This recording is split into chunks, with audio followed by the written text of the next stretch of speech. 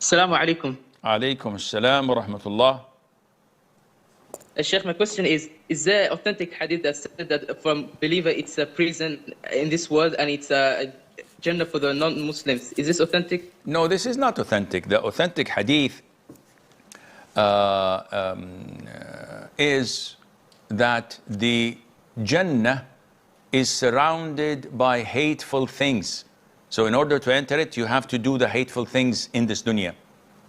And the hellfire is surrounded by things that people desire.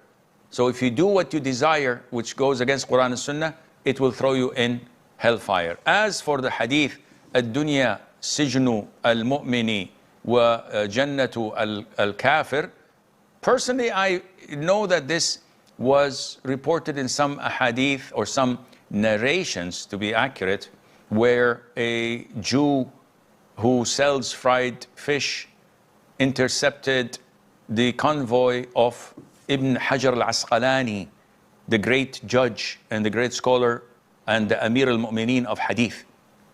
And he was going to his court room, wearing his fancy judge's clothes. So the Jew, with oil smelling from his clothes and working day in, day out in front of the furnace and the oil and, frying fish, said to him, "Your Honor, I have a problem.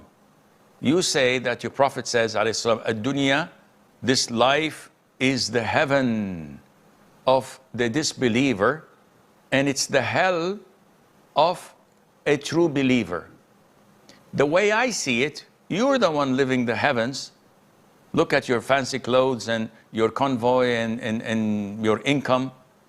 And I'm living hell in my job, frying fish with the oil and the smell all day long." So Ibn Hajar al-Asqalani said, if the story is true, the hadith is authentic, because to me, all what you see of fancy lifestyle and this wealth is hell compared to what awaits me in paradise if I were destined to enter paradise and Allah forgives my sins. This is hell, this is nothing, this is peanuts. And to you, the torment and the calamity you think you are suffering when working frying fish, compared to what awaits you in hellfire and the real punishment and torment there if you were destined to enter it and Allah does not forgive your sins, what you're living in this life is considered to be paradise. The Jewish man, hearing this and using his logic, accepted Islam on the spot. I think that the hadith is not authentic, but I'm too old. I cannot tell. I have to go and check it in my references. So I'd rather say I don't know whether it's authentic or not. My inclination is that it is not.